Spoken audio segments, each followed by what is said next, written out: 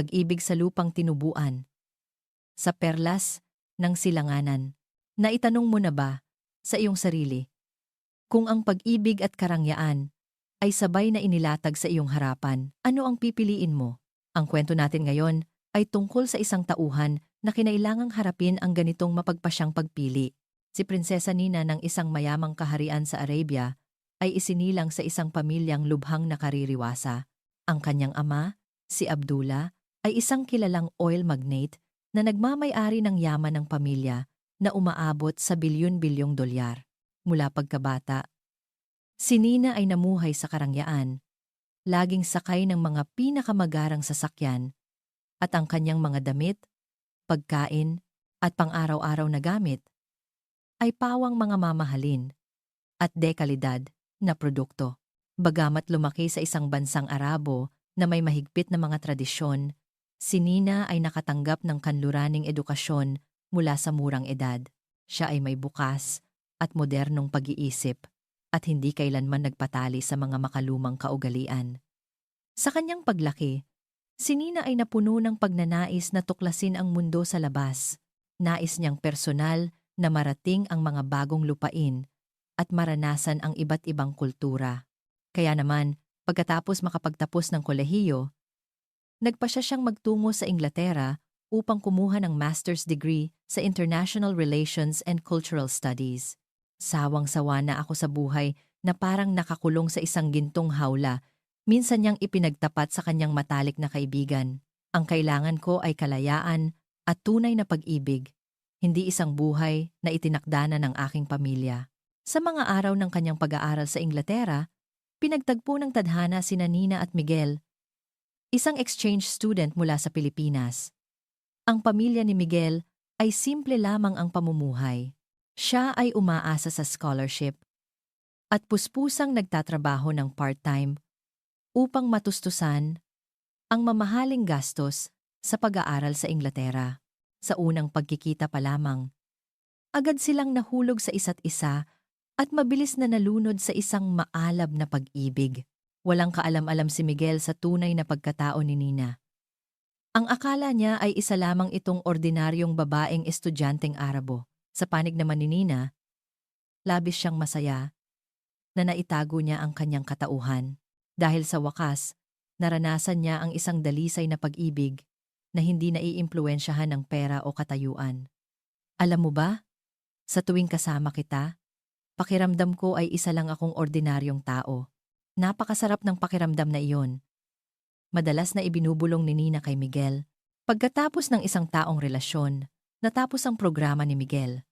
Kinailangan niyang bumalik sa Pilipinas upang simulan ang kanyang karera. Sa sandaling iyon, gumawa si Nina ng isang nakagugulat na desisyon. Handa niyang iwanan ang lahat ng bagay na may kinalaman sa kanyang pamilya upang sumama kay Miguel sa Pilipinas at doon bumuo ng buhay. Ano? Nababaliw ka na ba? Sigaw ng kanyang kaibigan sa pagkabigla. Ipagpapalit mo ang buong buhay at yaman mo sa Arabia para lang sa isang lalaking Pilipino? Alam mo ba kung anong klaseng lugar ang Pilipinas? Hindi ganyan ang antas ng pamumuhay natin doon. Tiyak na. Sa mata ng maraming mayayamang Arabo, ang Pilipinas ay isa lamang bansa sa Timog Silangang Asya na may ekonomiyang malayong-malayo sa mga masaganang kaharian ng langis. Para sa kanila, ang antas ng pamumuhay ng mga Pilipino ay karaniwang mababa, naninirahan sa mga kondominium o hindi gaanong kalakihang bahay, sumasakay sa siksikang mga bus at jeepney, walang mga katulong at malayo sa marangyang pamumuhay. Ngunit hindi ganoon ang tingin ni Nina. Sa panahon ng kanyang pag-aaral sa Inglaterra, sa pamamagitan ng mga kwento ni Miguel, marami siyang nalaman tungkol sa tunay na kalagayan ng Pilipinas.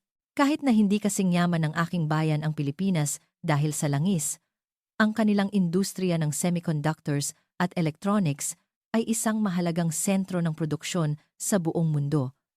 Paliwanag ni Nina sa kanyang kaibigan. Maraming malalaking pandaigdigang korporasyon ang may mga pabrika doon na gumaganap ng mahalagang papel sa global supply chain. At higit sa lahat, napakaganda ng kalidad ng kanilang serbisyong medikal at edukasyon, tanyag ang kanilang turismo, at tunay na napakataas ng kalidad ng buhay. Sa katunayan, bagamat ang GDP per capita ng Pilipinas ay hindi maikukumpara sa kanyang bansang Arabo, ito pa rin ay isa sa mga malalaking ekonomiya sa rehiyon. Ang mas mahalaga, ang lipunang Pilipino ay napakabukas at palakaibigan at ang mga tao ay laging may ngiti sa kanilang mga labi. Iyon mismo ang bagay na pinapangarap ni Nina. Sa kabila ng pagtutol ng kanyang pamilya at mga kaibigan, buo ang loob ni Nina na sumama kay Miguel sa Pilipinas. Sinabi lamang niya sa kanyang pamilya na magbabakasyon siya sa Pilipinas ng ilang panahon. Ngunit sa kanyang puso, nagpasya na siyang mag-ugat sa lupaing ito. Sa mga unang araw niya sa Maynila, nakaranas si Nina ng isang malaking culture shock. Bagamat ang Maynila ay isang maunlad at makulay na lungsod, wala itong kislap at kadakilaan ng Dubai, at wala rin itong karangyaan at karingalan na karaniwan sa kanyang bayan. Ang mga tirahan sa Maynila ay karaniwang mas maliit, maalinsangan ang panahon tuwing tag-init, at siksikan ang trapiko. Ang takbo ng buhay ng mga taga-Kabisera ay napakabilis. At lahat ay abala sa kani-kanilang mga gawain. Wow! Napakasigla ng night market dito. Ang daming masasarap na pagkain kahit saan. Sa unang pagkakataon na mamasyal sa isang night market sa Bonifacio Global City, labis na naakit si Nina sa napakaraming street food, nakaakit-akit at sa kapaligirang puno ng enerhiya. Itong sinigang, hindi maipaliwanag ang sarap. Mas masarap pa sa kahit anong mamahaling pagkain na natikman ko sa Arabia. Si Nina ay kumakain ng mga simpleng pagkaing kalye ng Pilipinas, ngunit nakakaramdam ng isang kasiyahang hindi pa niya naranasan noon. Pagkatapos makapagtapos, nakakuha si Miguel ng trabaho sa isang kumpanya ng teknolohiya ng semiconductor sa Pilipinas. Maganda ang sahod. Ngunit para kay Nina, na sanay sa marangyang buhay, ang pamumuhay ng middle class ay medyo simple pa rin. Ngunit hindi niya ito inalintana. Sa katunayan, nagsimula siyang mag-aral ng mga gawaing bahay, magluto ng mga pagkaing Pilipino, at tamasahin ang buhay ng isang ordinaryong tao. Ganito pala ang pakiramdam ng tagumpay kapag ikaw mismo ang nagluto. Sa unang pagkakataon na matagumpay siyang makapagluto ng adobo, napatalon siya sa tuwa sa kusina. Samantala, ang pamilya ni Nina ay nagsimulang mag-alala ng husto. Matagal na silang hindi nakakausap sa kanya. Alam lang nila na nasa Pilipinas siya ngunit hindi tiyak kung ano ang ginagawa niya. Abdullah, ang ama ni Nina, ay isang tradisyonal na negosyanteng Arabo na lubos na nagpapahalaga sa karangalan ng pamilya at labis na nababahala sa pagkawala ng kanyang anak. Paano na ang anak natin na mag-isa sa isang banyagang bansa? Napakadelikado, sabi ni G. Abdullah sa kanyang asawa. At ano bang meron sa Pilipinas? Mainit na. Matrapik pa. Paano mabubuhay ang anak natin sa ganoong lugar? Sa pananaw ni G. Abdullah, ang Pilipinas ay isa lamang umuunlad na bansa na hindi man lang maikukumpara sa isang maliit na probinsya sa kanyang kaharian. Hindi niya maisip kung paano makakatagal ang kanyang prinsesang anak sa ganoong lugar. Ngunit sa katotohanan, ang antas ng pag-unlad ng ekonomiya ng Pilipinas ay higit pa sa inaakala ni G. Abdullah. Ang Pilipinas ay isang mahalagang sentro ng produksyon ng semiconductors at electronic components sa buong mundo. Ang antas ng pag-unlad ng industriya nito ay nangunguna sa rehiyon. Ang mga kalsada ng Metro Manila ay puno ng matatayog na gusali, may iba't ibang sistema ng transportasyon, at napakasigla ng buhay gabi. Ang mas mahalaga, ang lipunang Pilipino ay malaya at bukas. Ang ugnayan ng mga tao ay mas palakaibigan. Naramdaman ni Nina ang kalayaan at paggalang na hindi niya kailanman naramdaman sa Pilipinas. Dito sa Pilipinas, walang sinumang naghihigpit sa kalayaan ko dahil lang babae ako. Walang tumitingin sa akin ng may pagtatangi dahil lang isa akong Arabo, madalas sabihin ni Nina kay Miguel. Dito, natagpuan ko ang tunay kong sarili. Ngunit ang magagandang araw ay hindi nagtagal. Sa pamamagitan ng iba't ibang paraan, natunto ng ama ni Nina ang kinaroroonan ng kanyang anak at naimbestigahan din ang impormasyon tungkol kay Miguel. Nang malaman niyang ang kanyang pinakamamahal na anak ay nakikipisan sa isang ordinaryong lalaking Pilipino, nagngit-ngit sa galit si G. Abdullah. Hindi maaari. Ang anak ni Abdullah ay hindi maaaring makisama sa isang dukhang lalaki. Galit na galit si G. Abdullah na hindi na makontrol. Kailangan kong iuwi ang anak ko. Kailangan niyang maintindihan ang kanyang katayuan at responsibilidad. Kaya't si G. Abdullah at ang kanyang asawa ay agad na sumakay sa kanilang pribadong eroplano at lumipad patungong Maynila. Kasama nila ang isang pangkat ng mga bodyguard at abogado, handang gawin ang lahat upang maibalik ang kanilang anak sa Arabia. Nang malaman ni Nina na darating ang kanyang mga magulang upang sunduin siya, siya ay nabahala ngunit determinado. Matagal silang nag-usap ni Miguel at sa huli ay nagpa siya na harapin ang unos na ito. Malalaman din nila sa huli. Sa halip na magtago, mas mabuting harapin natin sila ng tapat. Mahigpit na hinawakan ni Nina ang kamay ni Miguel at sinabi, "Huwag kang mag-alala, anuman ang mangyari. Mananatili ako sa tabi mo." Bagamat labis na nag-aalala, naiintindihan ni Miguel na ito ay isang bagay na hindi maiiwasan. Siguradong mababa ang tingin sa akin ng pamilya mo, pero ipapakita ko sa kanila na kahit hindi ako mayaman, magsisikap ako ng husto upang bigyan ka ng kaligayahan. Sa wakas, isang umaga ng Sabado't Linggo, dumating si G. Abdullah at ang kanyang delegasyon sa Maynila. Tumuloy sila sa presidential suite ng pinakamarangyang hotel sa lungsod at agad na kinontak si Nina. "Itay, Inay, susunduin namin kayo ni Miguel, ngunit kailangan ninyong ipangako na hindi ninyo ako pipiliting umuwi," matatag na sabi ni Nina sa telepono. Nagkasundo silang magkita sa restaurant ng hotel. Sa araw ng pagkikita, si Nina ay nakabihis ng napakaganda. Si Miguel naman ay suot ang kanyang pinakadesente na suit. Magkahawak kamay silang pumasok sa lobby ng hotel at sinalubong si G. Abdullah at ang kanyang asawa na may awtoridad na anyo at napapaligiran ng maraming bodyguard. "Anak ko, alam mo ba kung gaano kami nag-alala sa iyo?" Si Ginang Fatima, ang ina ni Nina, ay agad na yumakap sa anak pagkakita pa lang, habang walang tigil ang pagpatak ng kanyang mga luha. "Bakit mo ginawa ito? Umalis ka nang walang paalam. Akala namin ay nawala ka na sa amin." Samantala, pinaningkitan ng mata ni G. Abdullah si Miguel.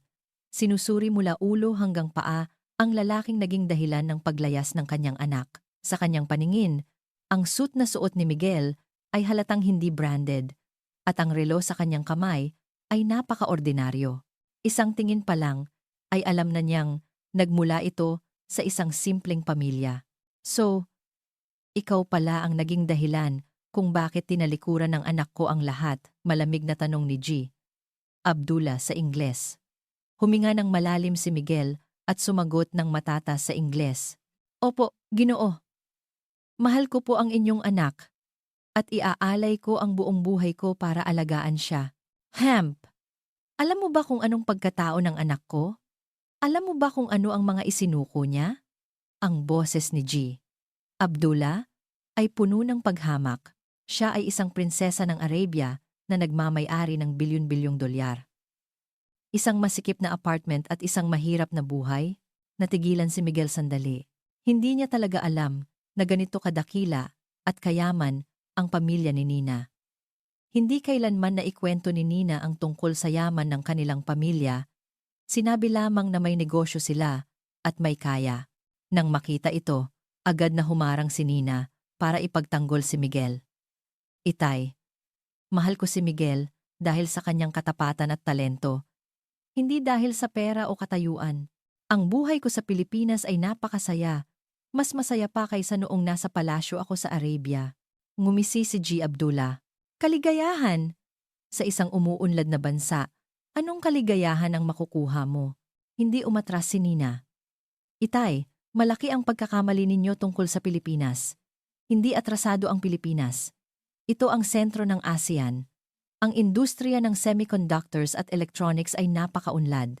Kilala ang kanilang sistema ng kalusugan. Napakaganda ng antas ng pamumuhay ng mga tao. Ang mga tao dito ay magiliw at palakaibigan. Ang lipunan ay malaya at bukas. Natagpuan ko ang aking sarili at ang tunay na kalayaan dito. Kalayaan? Ano yan? Magkano ang kinikita niyan? Walang pakialam na tanong ni G. Abdullah. Hindi na napigilan ni Nina ang kanyang sarili. Tumigas ang kanyang boses. Itay, marahil hindi ninyo naiintindihan. Ang industriya ng semiconductors ng Pilipinas ay isang mahalagang sentro ng produksyon sa buong mundo. Ang kumpanyang pinagtatrabahuhan ni Miguel ay isa sa mga nangunguna sa teknolohiya sa rehiyon. Ang Research and Development Project na kanyang pinamumunuan ay may napakalaking halaga. Mapagkumbabang idinagdag ni Miguel. Ang mga components at teknolohiya mula sa aming kumpanya ay ginagamit sa maraming kilalang tatak ng sasakyan sa buong mundo. Kabilang na ang mga mamahaling sasakyan na ginagamit ninyo. Sa katunayan, ang Pilipinas ay binansagang isa sa mga Silicon Valley ng Asya. Nag-aalinlangan si G. Abdullah. Kinuha niya ang susi ng kanyang sasakyan. Ibig mong sabihin, sa loob ng sasakyang ito ay may teknolohiya rin mula sa inyong kumpanya? Opo. Ginoo. Hindi lang iyon. Ang susunod na henerasyon ng sistema na aming dinedevelop ay magpapataas ng malaki sa kahusayan ng mga electric vehicle sa hinaharap habang binabawasan ang konsumo ng enerhiya.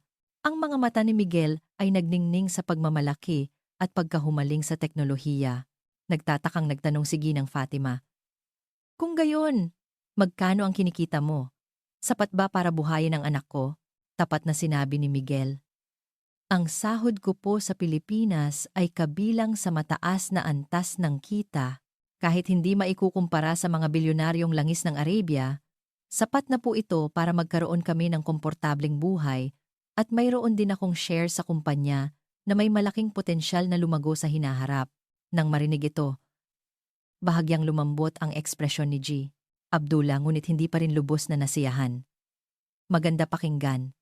Ngunit ang anak ko ay sanay sa marangyang buhay, sa malalaking bahay at mamahaling gamit. Maibibigay mo ba sa kanya ang ganoong buhay? Sumagot si Miguel. Tito, tita, kung hindi po ninyo mamasamain, inaanyayahan ko po kayong bisitahin ang aming kumpanya at tingnan ang aming apartment. Mas maiintindihan ninyo ang aming buhay at trabaho dito sa Pilipinas. Nag-isip sandali si G. G. Abdullah at sa huli ay pumayag. Kinabukasan, inayos ni Miguel ang isang pagbisita sa kanyang kumpanya at tahanan. Nang pumasok ang pamilya ni G. Abdullah sa sentro ng kumpanya ni Miguel, sila ay lubos na namangha. Isang malawak at modernong research center, mga state-of-the-art na laboratorio at prototype production lines, isang pangkat ng mga masisipag at nakatutok na research engineers. Sa lahat ng dako ay nararamdaman ang hininga ng high-tech. Ang vice president ng kumpanya mismo ang sumalubong sa kanila at ipinakilala ang kahalagahan ni Miguel kay G. Abdullah. Si Miguel ay isa sa aming pinakamahuhusay na R&D engineers. Ang disenyo ng nakaraang henerasyon ng power system na kanyang pinamunuan ay nagdala ng daan-daang milyong dolyar na kita para sa kumpanya. Sa kasalukuyan, pinamumunuan niya ang pangkat na nagsasaliksik ng susunod na henerasyon ng produkto na napakahalaga para sa hinaharap ng aming kumpanya. Napanganga si G. Abdullah sa narinig. Hindi niya akalain na ang kanyang magiging manugang ay may ganoong kataas na posisyon at impluwensya sa kumpanya. Sa katunayan, patuloy ng Vice President, ang mga pananaliksik ni Miguel ay nakarehistro na sa maraming internasyonal na patente. Siya ay isang kinikilalang henyo sa industriya. Lubos naming pinahahalagahan ang kanyang talento at dedikasyon. Habang naglilibot sa laboratorio, ipinaliwanag ni Miguel ng detalyado sa kanyang mga biyenan ang kahalagahan ng teknolohiya ng electric vehicle at ang mga trend ng pag-unlad sa hinaharap. Ang kanyang malalim na kaalaman at masigasig na saloobin ay nagpabago sa tingin ni G. Abdullah, sa binatang ito, alam niyo po ba?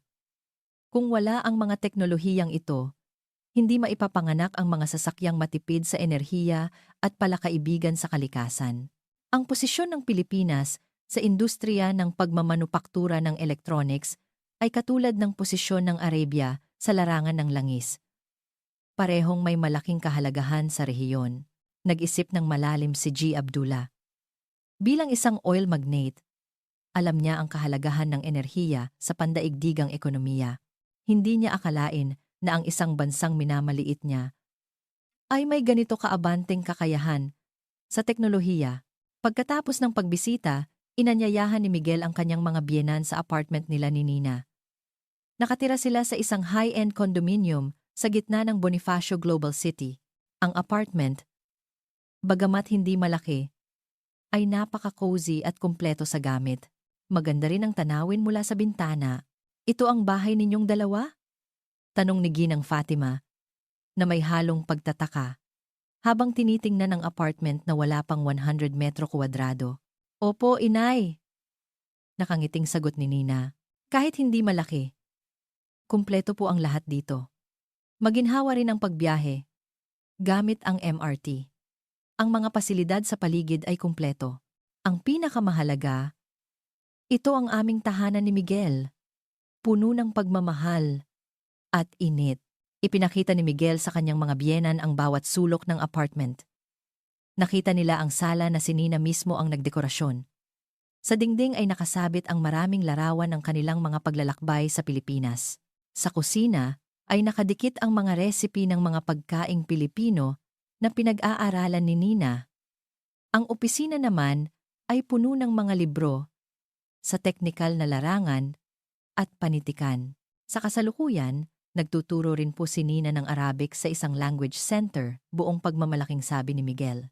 Gustong-gusto siya ng kanyang mga estudyante at sinabi niya na ang trabahong ito ay nagbibigay sa kanya ng pakiramdam ng tagumpay. Idinagdag ni Nina.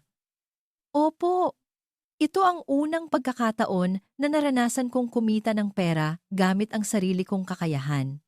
Ang kasiyahang iyon ay isang bagay na hindi mabibili ng pera.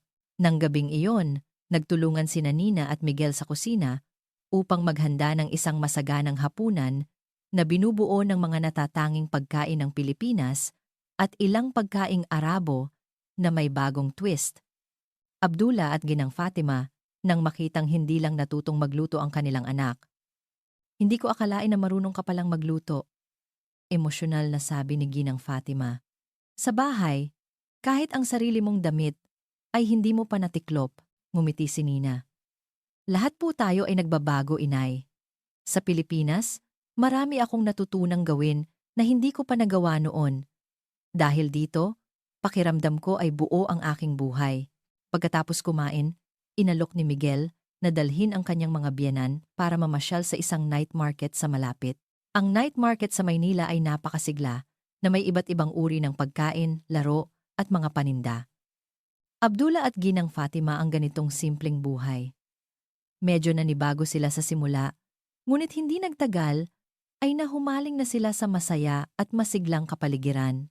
Itong inumin na tinatawag na milk tea with pearls, napaka-espesyal, sabi ni Ginang Fatima na may pagkamangha matapos itong tikman. Ito po ay tinatawag na lumpia, isang espesyalidad ng Pilipinas, ipinakilala ni Nina sa kanyang mga magulang. Nang una kong matikman ito, namangha rin ako. Sa gitna ng siksikang mga tao sa palengke, pinagmasdan ni G. Abdullah ang interaksyon ng kanyang anak at ni Miguel. Nagtitinginan sila at nagngingitian. Ang kanilang mga mata ay puno ng pagmamahal. Maingat na dinala ni Miguel ang mga pinamili para kay Nina, habang si Nina naman ay dahan-dahang pinupunasan ang pawis ni Miguel.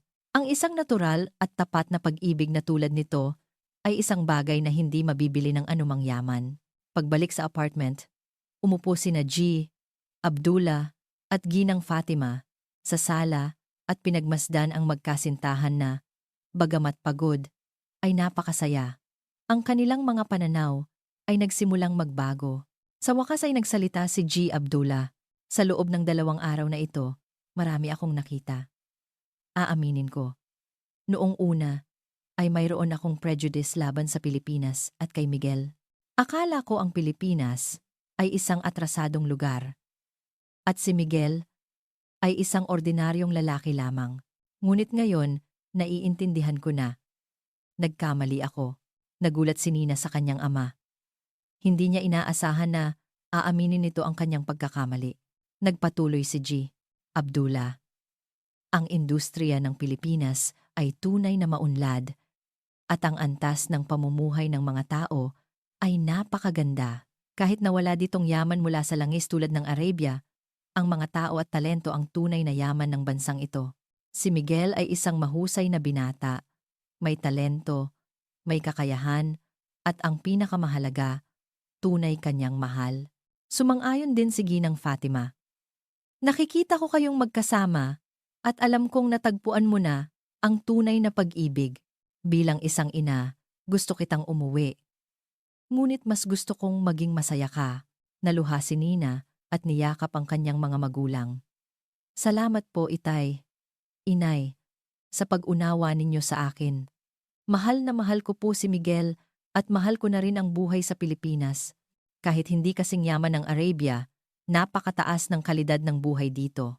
Bukas at palakaibigan ang lipunan, lalo na sa mga kababaihan, nag-isip sandali si G. Abdullah at seryosong sinabi kay Miguel. Binata, pinili ka ng aking anak, tinalikuran niya ang lahat para sa iyo. Kailangan mong patunayan sa akin na karapat-dapat ang kanyang pinili. Buong determinasyon na sumagot si Miguel. Tito, gagamitin ko po ang buong buhay ko para patunayan iyan. Hindi lang ako magtatagumpay sa aking karera, kundi gagamitin ko rin ang aking puso at gawa upang mapasaya si Nina araw-araw. Tumango si G. Abdullah nang may kasiyahan at gumawa ng isang desisyon na ikinagulat ng lahat. Si Nina ang anak ko. Nasaan man siya, siya pa rin ang aking karangalan.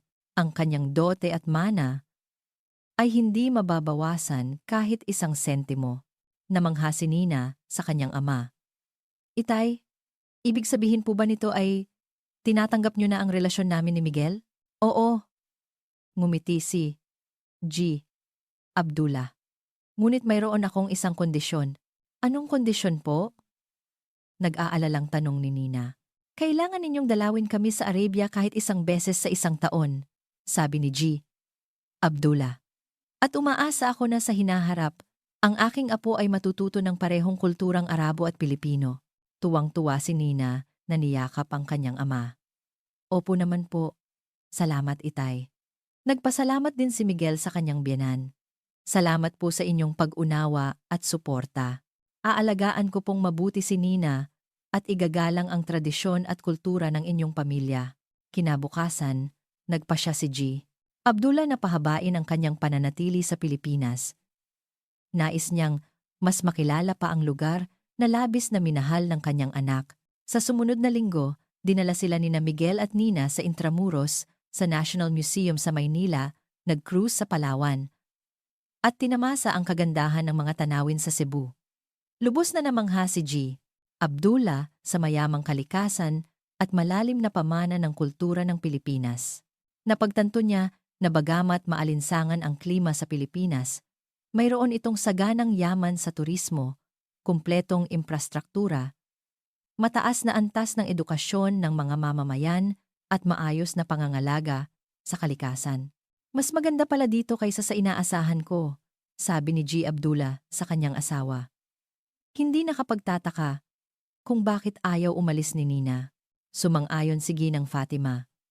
Oo nga, napakagalang ng mga tao dito, puno ng sigla ang lipunan at napakaligtas ng pakiramdam.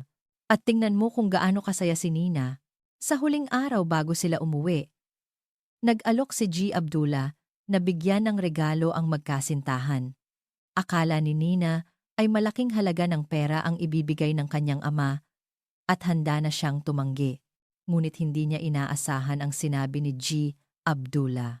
Nagpasya akong mamuhunan sa isang kumpanya ng teknolohiya sa Maynila na dalubhasa sa pagsasaliksik at pagpapaunlad ng malinis na enerhiya para sa mga sasakyan. Miguel, umaasa akong ikaw ang magiging technical consultant. Nagulat si Miguel at nagtanong. Bakit po malinis na enerhiya? Ngumiti si G. Abdullah at ipinaliwanag. Ang langis ay mauubos din. Ang hinaharap ay nasa renewable energy. Ang Arabia ay kailangan ding magbago. At ang kakayahan sa teknolohiya ng Pilipinas ay makakatulong sa atin na makamit ang layuning ito. Ito ay isang win-win partnership. Naantig si Nina sa kanyang ama. Alam niyang ito ang paraan ng kanyang ama para suportahan sila.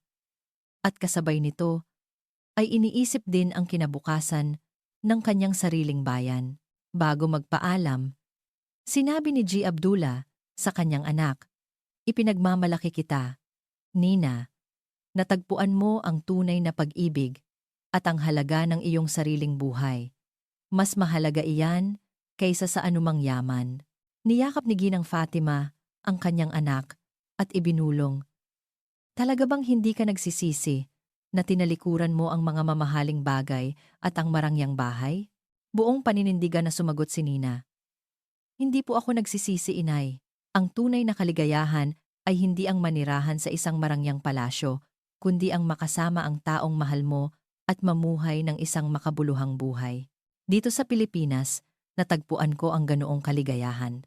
Pagkatapos ihatid ang kanyang mga magulang, bumalik sina Nina at Miguel sa kanilang maliit at maaliwalas na apartment. Emosyonal na sinabi ni Miguel, "Hindi ko akalain na sa huli ay tatanggapin tayo ng biyenan ko at gusto pa niyang makipagtulungan sa akin." Ngumiti si Nina. Iyan ang kapangyarihan ng pag-ibig.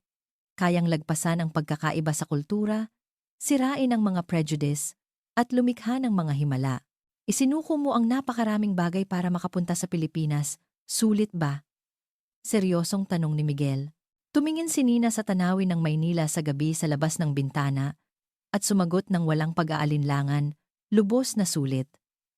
"Dito, natagpuan ko ang tunay kong sarili at ang tunay na pag-ibig. Ang Pilipinas ay nagbigay sa akin ng kalayaan at mabuting pagtanggap na hindi mabibili ng pera." 1 taon ang lumipas, nagtayo si Nina ng isang cultural exchange center sa Maynila upang itaguyod ang pag-unawa sa pagitan ng mundo ng mga Arabo at Timog Silangang Asya. Ang R.D. project ni Miguel ay nakamit ang isang pambihirang tagumpay at kinilala sa buong mundo. Bumili sila ng mas malaking bahay sa Maynila, ngunit nanatili sa isang simple at masaganang pamumuhay. Sina G. Abdullah at Ginang Fatima ay bumibisita sa Pilipinas bawat taon at nananatili ng 1 buwan, at ngayon ay mahal na nila ang pamumuhay at kultura ng mga tao sa lupaing ito. Ang kumpanya ng malinis na enerhiya ni G. Abdullah ay naging matagumpay din sa Pilipinas at Arabia, na naging modelo ng kooperasyon sa pagitan ng dalawang bansa. Ang kwento ng pag-ibig na ito na lumampas sa mga hangganan ng kultura at yaman ay nagpatunay na ang tunay na pag-ibig ay walang katumbas na halaga. Sinira rin nito ang mga prejudice ng mga tao tungkol sa iba't ibang kultura at modelo ng pag-unlad ng ekonomiya. Kahit na hindi kasing yaman ng Arabia ang Pilipinas, ang maunlad na industriya nito, palakaibigang lipunan, at mataas na kalidad ng buhay ay lumikha ng sarili nitong natatanging halaga. Sa isang panayam, ibinahagi ni Nina, "Hindi ko tinalikuran ang yaman. Pinili ko ang isang ibang uri ng yaman. Ito ay pag-ibig, kalayaan, at pagiging totoo sa sarili. Sa Pilipinas, natagpuan ko ang lahat ng iyon. At mas mahalaga pa ang mga ito kaysa sa anumang ginto o pilak." At sa gayon, ang kwento ng pag-ibig ng prinsesang Arabo at ng inhinyerong Pilipino ay hindi lamang nagbago ng kanilang mga kapalaran, kundi nagtaguyod din ng pag-unawa at paggalang sa pagitan ng dalawang kulturang tila magkaiba. Minsan, ang kapangyarihan ng pag-ibig ay higit na dakila kaysa sa ating inaakala,